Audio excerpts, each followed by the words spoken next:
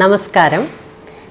ഞാൻ doctor Regina, gynaecologist and IVF specialist, Nahas hospital, Parappanangadi, Encare group of IVF centre. കുട്ടികൾ ഉണ്ടാവാതിരിക്കാനുള്ള മുഖ്യ കാരണങ്ങളെ നമുക്ക് പുരുഷവന്ധ്യത, സ്ത്രീവന്ധ്യത എന്നീ രീതിയിൽ നോക്കാം. സ്ത്രീവന്ധ്യതയുടെ കാരണങ്ങളെ അണ്ഡാശയ പ്രശ്നങ്ങൾ, ഗർഭപാത്ര പ്രശ്നങ്ങൾ, അണ്ഡവാഹിനിക്കുഴൽ മൂലമുള്ള പ്രശ്നങ്ങൾ, കാരണമില്ലാത്ത വന്ധ്യത അഥവാ അൺഎക്സ്പ്ലെയിൻഡ് ഇൻഫെർട്ടിലിറ്റി, ലൈംഗിക പ്രശ്നങ്ങൾ.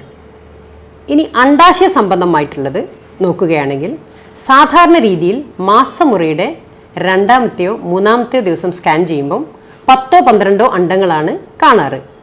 ചില ആളുകളിൽ 20-25 അണ്ഡങ്ങൾ കാണുന്നു.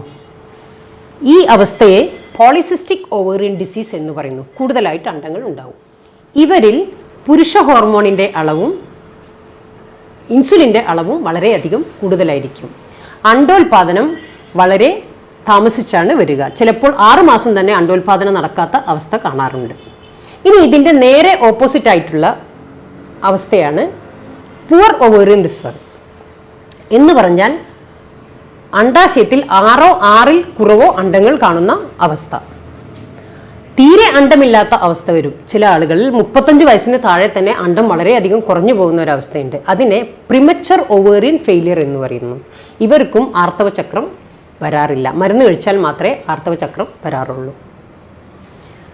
വേറൊരു കണ്ടീഷൻ എന്താന്ന് പറഞ്ഞാൽ ഹൈപ്പോഗൊണഡോട്രോപിക് ഹൈപ്പോഗൊണാഡിസം. ഇവരിൽ ഈസ്ട്രജൻ്റെയും പ്രൊജസ്ട്രോണിൻ്റെയും കുറവ് മൂലം മാസമുറയെ കാണാറില്ല.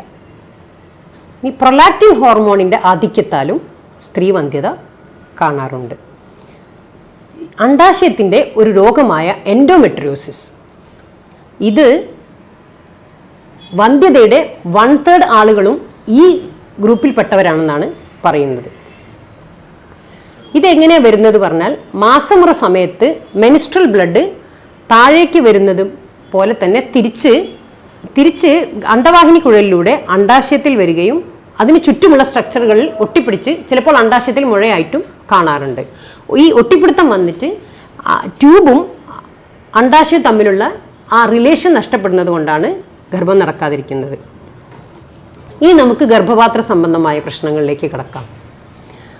ഗർഭപാത്രത്തിൻ്റെ ഭിത്തിയിലോ ഉള്ളിലോ ഉള്ള മുഴകൾ, ഫൈബ്രോയിഡ്, മയോമ എന്ന് പറയുന്ന മുഴകളും ഗർഭപാത്രത്തിൻ്റെ ലൈനിങ് വളരാതിരിക്കുന്ന ഒരവസ്ഥ, അത് സാധാരണ ട്യൂബർക്കുലോസിസ്, ഇൻഫെക്ഷൻ, രണ്ട് വാളും തമ്മിൽ ഒട്ടിപ്പിടുത്തം ഉണ്ടാകുന്ന സമയത്താണ് ഈ പ്രശ്നങ്ങൾ കാണാറ്.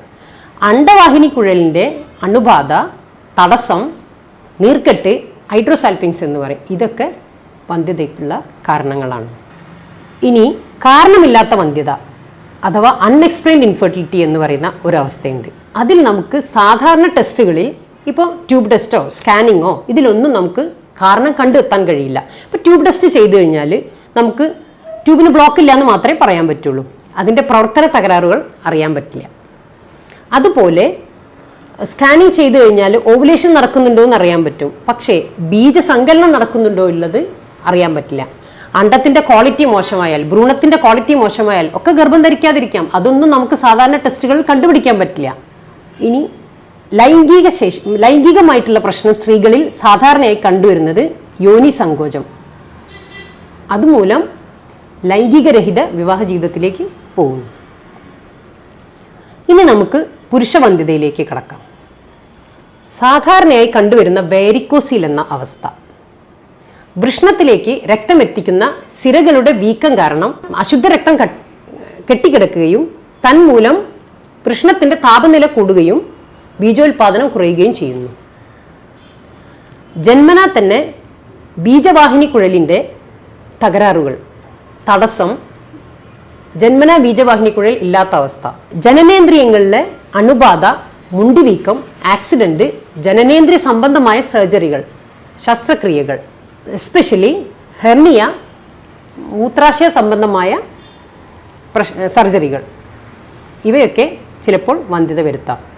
ഡയബറ്റിസ് മെലിറ്റസ്, അർബുദ രോഗത്തിൻ്റെ ഭാഗമായി കീമോതെറാപ്പി, റേഡിയോതെറാപ്പി ഇതൊക്കെ എടുത്തിട്ടുള്ളവ പുരുഷന്മാരിൽ ജനിതക ഘടനയിൽ വ്യത്യാസം തകരാറുള്ളവർ, ക്രോമോസോമൽ പ്രശ്നമുള്ളവർക്ക് പുരുഷ ഹോർമോണിൻ്റെ തകരാറുകളും തൈറോയിഡ്, പ്രൊലാക്റ്റിൻ ഹോർമോണുകളുടെ തകരാറ് മൂലവും പുരുഷവന്ധ്യത കാണാറുണ്ട്.